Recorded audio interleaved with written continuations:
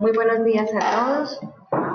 Nunca nos vamos a cansar de hablar del virus del papiloma, porque nuestro propósito es que ampliemos nuestros conocimientos. Es un virus, que compromete a muchas mujeres, se llevan hogares completos, porque son muchas las mujeres que dejan niños huérfanos. Es una patología de mucho interés de salud pública, porque es una enfermedad que es de transmisión sexual y que todos estamos de riesgo de contraerlo y todos estamos de riesgo de presentar alguna patología, incluyendo el cáncer de cuello uterino en las mujeres.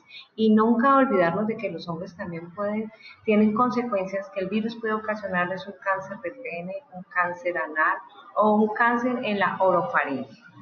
El tema de hoy es el tema en mujeres muy jóvenes, en adolescentes. Y es el tema que cada día nuestra población inicia su vida sexual a muy temprana edad. Las niñas están iniciando vida sexual a los 12 y ya a los 16 han tenido más de 3 parejas sexuales, ya han tenido múltiples parejas sexuales.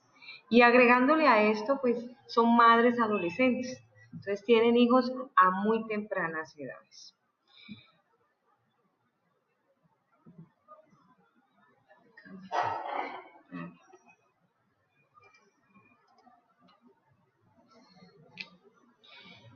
El virus del papiloma se adquiere a través de la actividad sexual.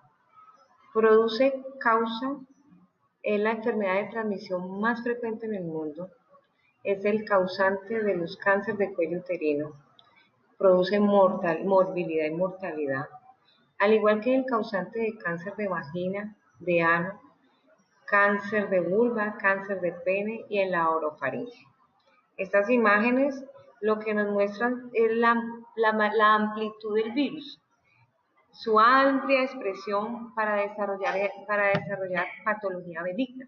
Entonces ahí vemos patología a nivel del área perineal, en la cabeza del glande, en la región anal, en la parte del paladar superior y en la parte de la mucosa bucal.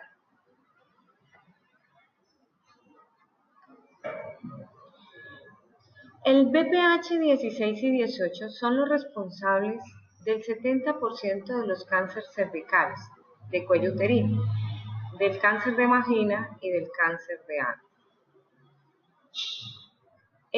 Es causante entre el 30 y 40% del cáncer de vulva, de pene y de orofaringe. Y los BPH benignos, que es el 11 y el 16, son causantes de patologías, las verrugas genitales, la papilomatosis respiratoria recurrente. Entonces tenemos dos expresiones del virus del papiloma en cuanto a morbilidad y mortalidad. Puede ocasionar mortalidad porque desarrolla cáncer o patologías benignas que no son peligrosas, pero que van a conllevar a que el paciente no tenga una calidad de vida adecuada y lo conlleve a múltiples recurrencias, consultas con especialistas y a tratamientos que son muy dolorosos. La población femenina, esta diapositiva habla de la prevalencia y el mensaje que les quiero dar es que en las menores de 30 años hay más BPH de bajo riesgo y en las mayores de 30 años hay menos BPH de bajo riesgo y más de alto riesgo. Por eso la prevalencia es a partir de los 30 a los 35, a partir de esa edad es del 10 al 15% del BPH. Mientras que en las poblaciones de adolescentes y mujeres de adolescentes la prevalencia llega hasta el 82%. Las tasas de BPH son muy altas en mujeres muy jóvenes. La mayoría de estas enfermedades por BPH en mujeres jóvenes desaparecen espontáneamente, no dejan secuelas y pueden durar durante el primer o segundo año. Desaparecen sin dejar secuelas. Es el segundo cáncer más frecuente en la mujer. Se diagnostican aproximadamente 500,000 cada año. Este virus del papiloma, y en esta gráfica que ustedes ven, es la transformación que sufre el cuello uterino una vez haya tenido contacto el virus a través de piel con piel, entra a través de una microlesión que se origina en la piel, se contacta piel con piel y ahí se incorpora el virus del papiloma humano. Es por eso que también puede infectar no solamente el área del cuello uterino, sino las partes externas. Entonces, hay muchos adolescentes que aunque no han tenido penetración, tienen otras prácticas sexuales y pueden adquirir la infección en las áreas cercanas, es decir, en el área de piel descubierta por el preservativo. Y es lo que nosotros vemos en la presentación anterior, cómo la patología está alrededor de las área perineal, a nivel de la vulva, a nivel del ano, porque hay contacto de la piel y la piel. Lo importante que debe haber una comunicación, es decir, que debe haber una lesión evidente, un microtrauma en la piel para poder incorporar el virus. En esta diapositiva nunca nos vamos a cansar, a pesar de que insistimos en el aspecto normal del cuello, que es un aspecto, es una arquitectura, a pesar del aspecto, es un aspecto pálido. Estas son unas imágenes colposcópicas donde aplicamos el ácido acético al 3 o el 5% y observamos cómo las células se edematizan, se tornan acetoblanca y vamos viendo la evolución. Esta es la evolución de todos los cambios colposcópicos hasta llegar a un cáncer invasor. Hay una pérdida totalmente de la arquitectura, es un tejido que es sangrante, cuya fácilmente se destruye, se arranca solo, es muy lábil. También existe otro contagio que es el que ocurre entre la madre y el hijo. Este suele ocasionarse a través del canal del parto. También se ha documentado casos ocasionados por cesárea. ¿Qué puede llegar a producir? Produce lo que llamamos la papilomatosis respiratoria recurrente. En Estados Unidos, 1 por cada 500 niños que nacen de madres infectadas por VPH, que tienen VPH en el canal vaginal, 1 de 500 desarrolla la enfermedad de la papilomatosis respiratoria recurrente.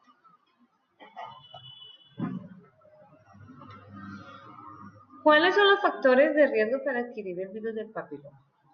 El número de compañeros sexuales. Tener una historia previa de enfermedades de transmisión sexual, como son las verrugas genitales, o otras enfermedades como el herpes tipo 2. Pacientes que inician vida sexual a muy temprana edad tienen mayor riesgo de infección. Pacientes que tienen conductas sexuales arriesgadas y no utilizan el preservativo. Las jovencitas tienen una razón biológica porque hay una inmadurez cervical, hay un déficit del flujo cervical que nos sirve como protector y recuerde que por el flujo hormonal hay una ectopia cervical, donde aumenta más el riesgo para tener contacto con el virus del papiloma.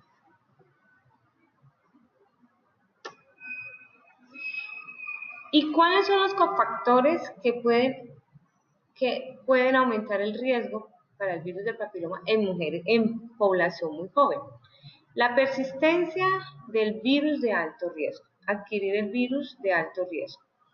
Pacientes que están inmunosuprimidas, el consumo exagerado de tabaco y alcohol, tener un compañero sexual sin circuncidar, el uso prolongado de anticonceptivos, la alta paridad, más de 3 hijos, tener otras enfermedades de transmisión sexual como el VIH, la clamidiasis producida por la clamidia trachomatis en mujeres de 18 a 24 años, es muy frecuente en las enfermedades pélvicas inflamatorias y los gérmenes que ocasionan esto es polimicrobiana, pero los que están identificados en la clamidia trachomatis y la neisseria.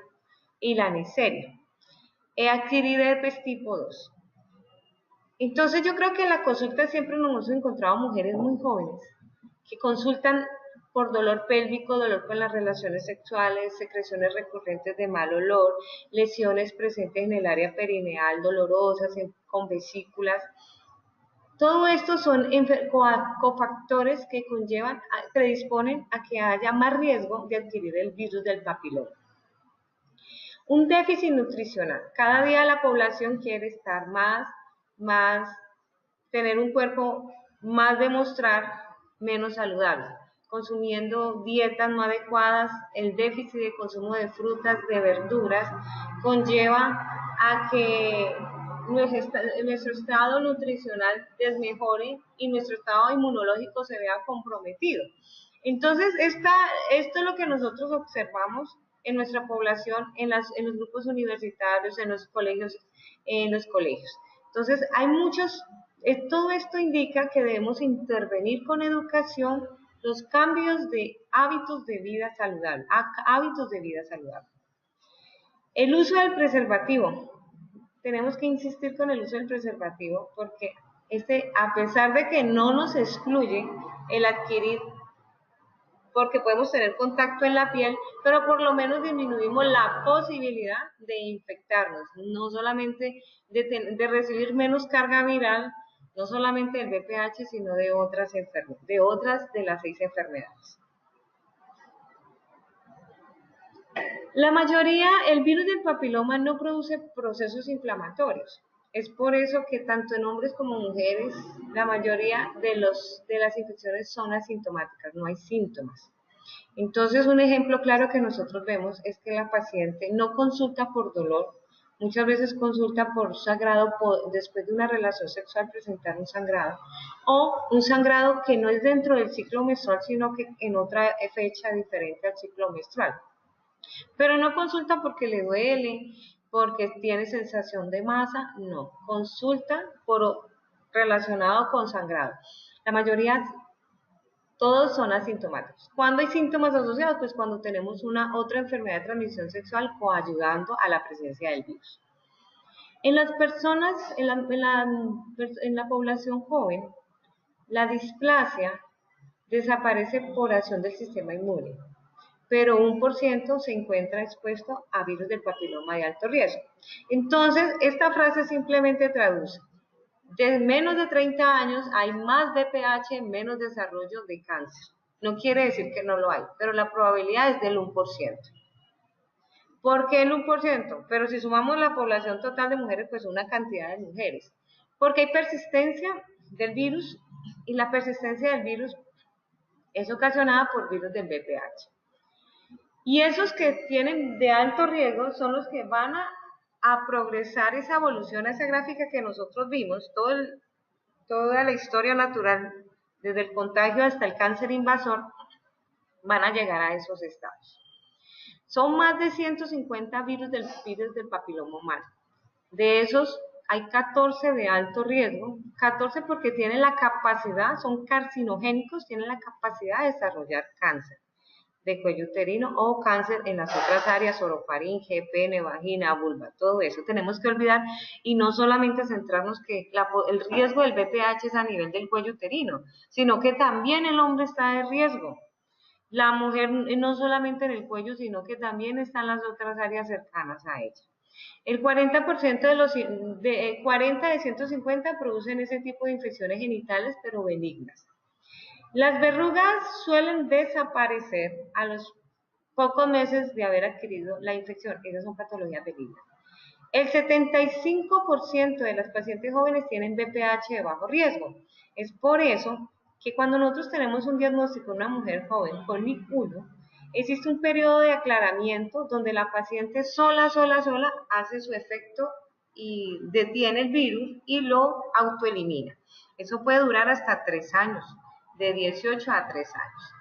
Es decir, que una paciente joven con una lesión intraepitelial de bajo grado NIC1 o LSIL comparativo es lo mismo que el LSIL desde el punto de vista citológico y desde el punto de vista histopatológico. Representan lo mismo. Ellos hacen una regresión en un periodo de 3 años y solo el 3% evoluciona a lesiones. Cuando tenemos una paciente joven con NIC1, no entramos a realizarle, sino que dejamos que ocurra, le damos la oportunidad que ocurra el fenómeno de aclaramiento, tratamos y estudiamos si tiene otras enfermedades de transmisión sexual que coayudan a la persistencia del virus. Esta gráfica simplemente habla, no solamente el virus produce en la parte humana lesiones por papiloma, patología benigna, sino también en la parte de especies no humanas. En los animales también encontramos virus del papiloma. Las plánticas, las verrugas que encontramos en las manos, en las pies, pues también son una expresión del virus del papiloma, pero son virus del papiloma 2758 benignos que producen patologías benignas. Eso es virus del papiloma. ¿Cómo llegan esos virus a nuestras manos y a nuestros pies? A través de una lesión, una ruptura, una lesión en la piel. Es decir, que esos son, pero también son virus del papiloma. Se estima que cuánto tiempo me puedo llevar en desarrollar la enfermedad desde el tiempo en que yo adquiero hasta el tiempo de llegar a un cáncer. Pues la evolución más o menos aquí en una publicación dice de 7 a 12, pero hasta 15 años. 15 años tenemos que puede desarrollar desde el momento en que yo adquiero la infección hasta el momento en que me encuentro en una base invasora. Los condilomas acuminados o las verrugas constituyen, es un problema muy frecuente en la población joven. Es pan de cada día en todas las consultas. Afecta los genitales internos, externos, el pene, la vulva, la vagina, el cuello uterino, el área perineal, el periné.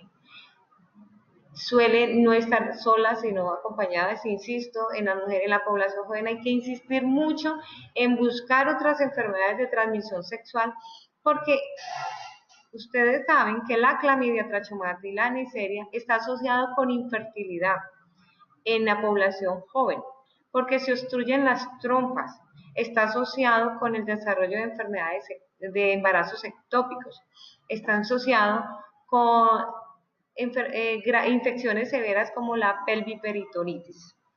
Entonces hay que siempre buscar, indagar y tratar estas patologías coayudantes en la población joven, en la alta incidencia de enfermedad pélvica en la población joven. Y acordarse que son enfermedades que no vienen solas, siempre vienen con muchos, es polimicrobiana. Y que además esto conlleva, en la presencia de estos condilomas, pues genera mucha ansiedad, altera mucho el aspecto psicológico, genera vergüenza, no da tranquilidad, genera ansiedad y es mejorarle tanto el aspecto, es mejorarle la calidad de vida a los adolescentes, a las personas jóvenes o a cualquier edad que tenga este tipo de patologías. Los tratamientos son con fulguración, con cauterización con ácido tricloracético o con crío. Son tratamientos dolorosos y que se requieren muchas veces varias visitas para poder lograr y que usted no le puede garantizar que no le vuelva a que no se vuelva a presentar. Esta es una fotografía de la papilomatosis respiratoria recurrente. A pesar de que su frecuencia no es muy alta, es una enfermedad de curso tórpido causada por el virus del papiloma 6 y 11, o sea, benigno. El tratamiento aún no está resuelto y el pronóstico es grave. Suele hacerse cirugía con frecuencia y se reproducen con muchísima frecuencia. Entonces, a veces el paciente pasa por miles de cantidades de procedimientos para poder resolver el problema de la papilomatosis. Es bien importante ampliar nuestro conocimiento y entender que la orofaringe, el 40% del cáncer de boca y garganta, es ocasionado por el virus del papiloma de los de alto riesgo como el 16 y el 18. Y patologías benignas como el 6 y el 11 puede conllevar esto en el momento del parto. De ahí que toda paciente embarazada, pues la norma dice que hay que hacer una evaluación completa del cuello uterino, del canal y del área perineal. ¿Para qué? Para que de forma preventiva sea tratada adecuadamente el momento del nacimiento del bebé, pues podamos nosotros a tiempo intervenir y evitar que el bebé tenga ese tipo de consecuencias que en un futuro no le va a producir la muerte, pero sí lo va a conllevar a que tenga múltiples consultas y que no es agradable el procedimiento que se hace en esa área. ¿Cómo hacemos la prevención? Ya nosotros conociendo que es la población de más riesgo y que nuestra población Colombia, pues por nuestro nivel sociocultural y en algunas áreas más como las del Pacífico, pues tenemos la patología a flor de piel. donde más VPH hay, donde otras enfermedades de transmisión hay. Entonces, la forma de prevención es a través del examen del Papa Nicolau. La citología pues ha sido definitivamente, ha reducido la mortalidad en poblaciones jóvenes. Pero hoy en día debemos mejorar cada día más la calidad del resultado de la citología cervicovenal. Tenemos que insistir en que haya cada día más calidad, porque la calidad nos mejora la presencia del diagnóstico. El seguimiento mediante la citología, y hoy en día incorporamos una prueba que el gobierno incorporó en el 2013, que es el test de ADN para el virus del papiloma humano. En prevención, pues lo más importante antes de iniciar vida sexual, tanto para niños como para mujeres, es la prevención primaria, que es la vacunación. Y lo otro es una adecuada educación para la salud. Eso es lo primordial, vacunar a nuestra población joven antes de iniciar su vida sexual, educar, no vamos a cansarnos, hay que seguir educando toda esta población, esto es pura educación. A las mujeres sexualmente activas hay que recomendarles un seguimiento ginecológico con el objeto de detectar infecciones de transmisión sexual y buscar y diagnosticar cáncer, lesiones intraepiteliales de alto grado y cáncer del cuello uterino. Como es una población difícil, y nosotros los adultos muchas veces tenemos dificultad para hablar con ellos sobre estos temas. Entonces, está el médico en la consulta, están las escuelas y está la sociedad. En la consulta, el médico puede recopilar la información suficiente, detectar prácticas sexuales de riesgo y identificar qué patología y tratarla a tiempo. Entonces, el médico es la oportunidad donde puede detectar prácticas sexuales de riesgo. La charla en las escuelas, la segunda intervención de educación en las escuelas, dar muchas charlas, talleres en horario escolar, siempre haciendo énfasis en la prevención de enfermedades de transmisión sexual, la importancia del uso del preservativo. A pesar de que no me previene el riesgo de las otras enfermedades, o que yo me puedo contagiar si utilice el preservativo en el área perineal, pero disminuye el contagio de carga viral, disminuye que haya menos carga viral.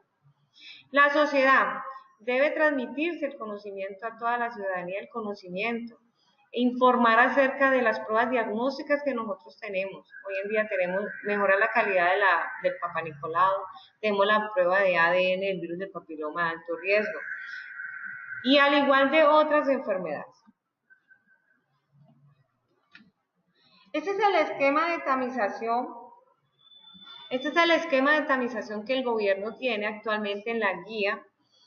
Las menores de 25 años, le estoy hablando del gobierno lo que tiene. Menores de 25 no tamizar, la tamización entre las 25 y 30 años, con citología cada 3 años, y la tamización de 30 a 65 años con prueba de VPH cada 5 años.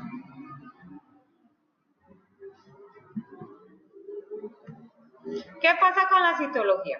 Hay que informar cómo el procedimiento de citología todos lo conocemos, pero lo que no conocemos es que el resultado.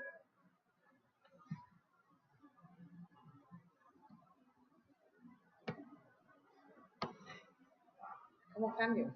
Lo que no conocemos, ya, ahí. Bueno, entonces conocemos el Papa Nicolau o citología cervicuterina. La técnica la conocemos.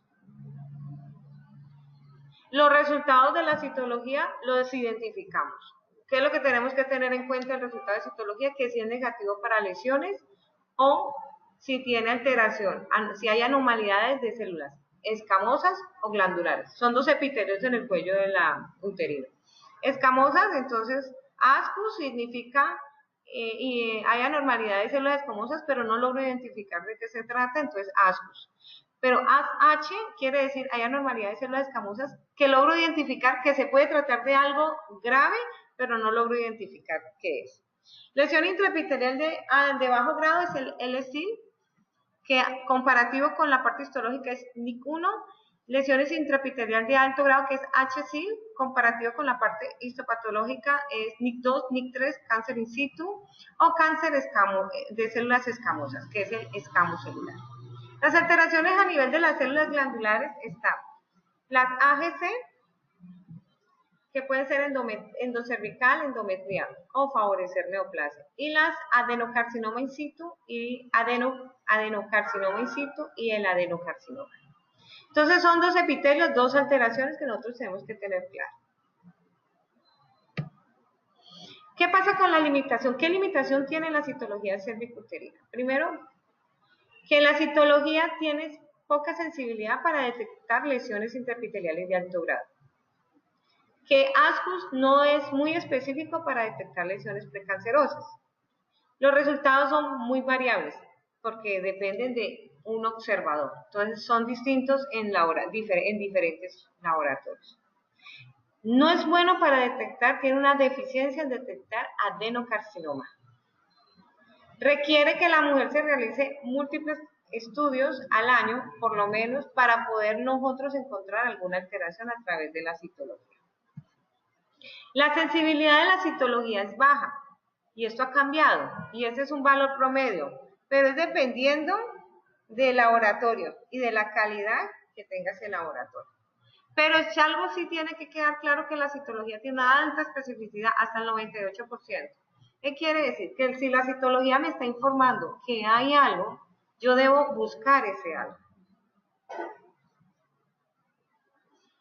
Las pruebas que se incorporaron y que hacen ahora parte de la tamización a partir de los 30 años es la técnica de la prueba del BPH de alto riesgo. Identifica los 14 serotipos que son los que tienen la capacidad, son carcinogénicos de desarrollar cáncer. De esos 14, los que representan el 70% son el 16 y el 18 y los otros son el restante. Esta técnica, la prueba de ADN en el BPH es una técnica que no tiene dificultad, no es nada que no podamos tomar todos. Es igual la posición, la colocación del espéculo, es igual que la citología. Y la muestra la tomamos con un cepillito dando múltiples giros en el canal endocervical, 3 giritos, y luego depositamos el material que adquirimos en un medio o en un buffer donde se va a degradar el ADN del virus y luego va a ir a proceso por biología molecular, la técnica de PCR. Entonces, incorporar, ¿cuál es el propósito? Incorporar la prueba del virus del papiloma dentro de nuestras herramientas para un diagnóstico temprano. La prueba de ADN me predice, me define cuál es la paciente de riesgo, cuál es la que yo debo intervenir, cuál es la que yo identifico con la que va a desarrollar cáncer. La prevención primaria, yo diría que a eso tenemos que llegar a pura prevención primaria, vacunarnos. Por eso tenemos que irnos educando. La vacuna, y sobre todo en población, no solamente en niñas, sino también en niños, antes de iniciar vida sexual. En comprometernos en educar comportamientos sexuales seguros, promocionar el suministro, el uso del preservativo en pacientes sexualmente activas. En hombres, circuncisión masculina, eso realmente en el hombre disminuye el riesgo, porque es que ellos están expuestos, su piel está completamente expuesto y genera más riesgo de microtraumas. Ya la prevención secundaria, pues es el diagnóstico oportuno temprano, para eso tenemos las pruebas de BPH, la técnica de Via-Vili. Y ya la secundaria, pues cuando ya el problema está presente, entramos a todos los tratamientos. Lo que no queremos llegar es a esa prevención terciaria. No debemos llegar a la prevención terciaria porque pues los costos de un proceso quirúrgico, de una radioterapia, una quimioterapia, más toda la calidad de vida de una paciente en estados avanzados de SEA de cervix, su calidad sexual se ve afectada y el riesgo de los órganos cercanos a verse afectados y quedar lesionados de por vida es muy alto. En mujeres muy jóvenes, muy jóvenes, después de una braquiterapia han quedado con la vagina totalmente obliterada porque a veces se ha olvidado dar la información completa y la paciente también se tranquilizó. Hemos visto vaginas cerradas después de una braquiterapia. Hemos visto lesiones de colon de por vida, productos de la radioterapia. Hemos visto pelvis congeladas, productos de la radioterapia. Entonces, mujeres jóvenes, ya con su fertilidad completamente comprometida por la quimio y por la radio. Entonces, allá no tenemos que llegar a la parte terciaria, lo que tenemos que hacer. Tenemos la parte primaria, hay que trabajar más la parte primaria. La parte secundaria, en el diagnóstico oportuno, temprano, y de buscar a estas pacientes, ofrecerles un tratamiento oportuno y adecuado. Estas son las dos fotos de las dos vacunas que tenemos actualmente, la Cervarix y la Gardasil. Estas son vacunas contra el VPH 16 y 18. La Gardasil nos cubre contra dos serotipos benignos, que es el 11 y el 6, que son los causantes de todas las verrugas que se ven. Y fuera de eso, la Gardasil tiene un efecto, una reacción de forma sinérgica con otros serotipos de alto riesgo. Estos son unos casos clínicos. Quiero simplemente mostrar una paciente de 16 años, cuya a los 15 años recibe de regalo sus 3 dosis de Gardasil, no como el esquema del gobierno, sino como está planteada la vacuna en el esquema de 1, 2 y 6 meses, e inicia su vida sexual. Le toman una citología, inició su vida sexual temprana y le tomaron citología. La citología informó que hay un ascus, la histopatología nos dio una lesión intraepitelial de bajo grado, y esta es una foto.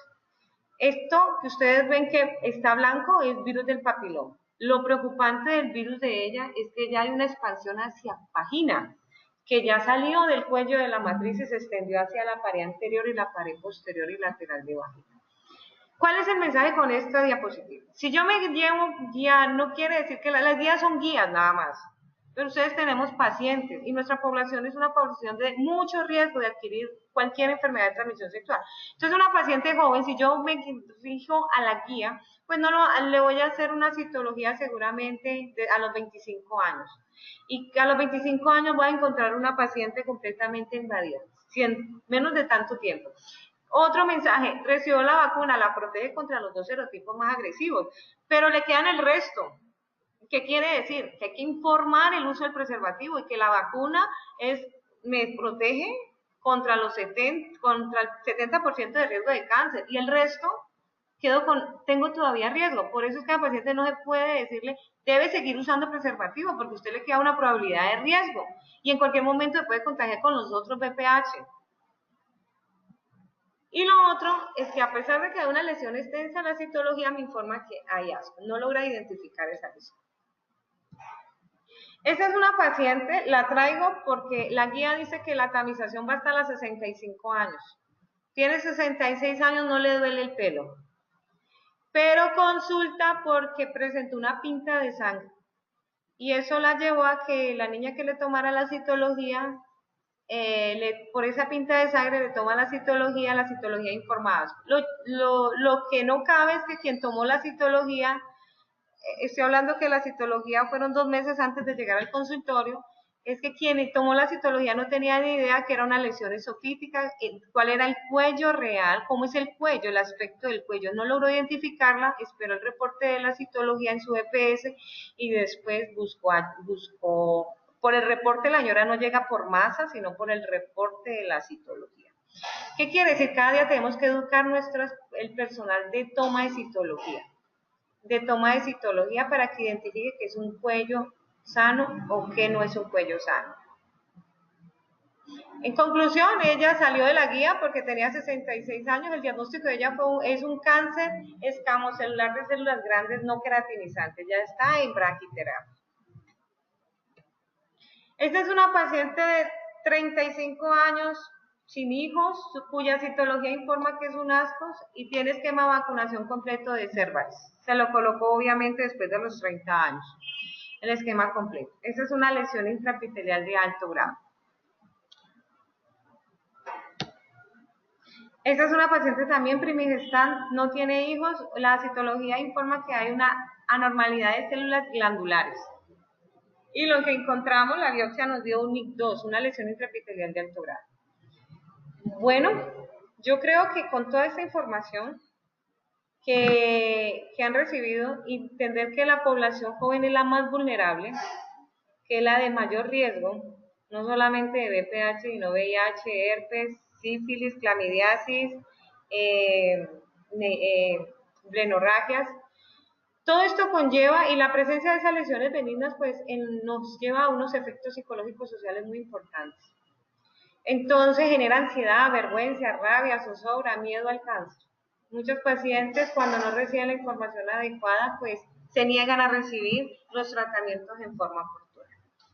Entonces los invito a que hagamos parte del proyecto de prevención primaria, educar como compromiso como médicos en las escuelas y a la sociedad. Muchas gracias.